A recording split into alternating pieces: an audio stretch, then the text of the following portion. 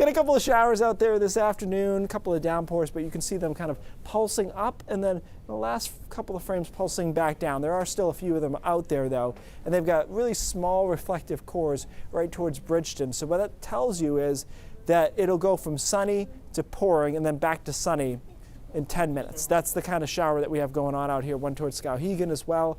Maybe some baby hail associated with these. I haven't heard any reports of that, but it would make some sense based on what those reflectivities look like. So if you're not in those, and most of us aren't, we've got a nice sunny late afternoon, and we're getting close to that 8 o'clock sunset, which is great in so many ways. And so we've got more daylight left, upper 70s, 80, 83 in Portsmouth, 78 in Bangor. So everybody's cruising here. Even Rockland and Bar Harbor, winds have turned onshore, but 68's not bad, you know, for an onshore flow. So there's those isolated showers. They kind of pulse down over the next couple of hours. Most of us stay dry. Tonight's pretty mild. You know, a lot of the night is spent in the 60s, and by tomorrow morning, we're in the mid 50s.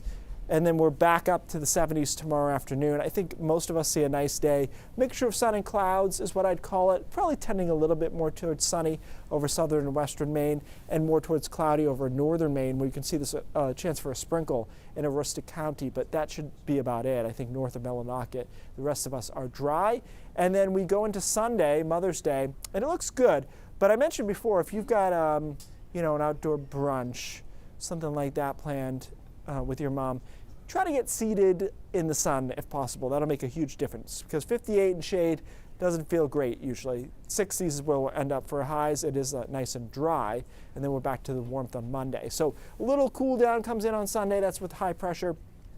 Build back into some warmth on Monday, and then we've got some showers coming in Tuesday night, Wednesday morning. Not a big deal, and the overall trend here is that we've got just little pockets of cool air rotating down every few days. But the cool air this time of the year means upper 50s. You know, this in February you would not want to see, but this time of the year it's not a big deal, and we're generally trying to be in the 60s and 70s. Tuesday, and we can talk more about this on Monday, but Tuesday is probably sneaky hot over southern Maine. The front hangs up, and we could be in the upper 70s, even low 80s again.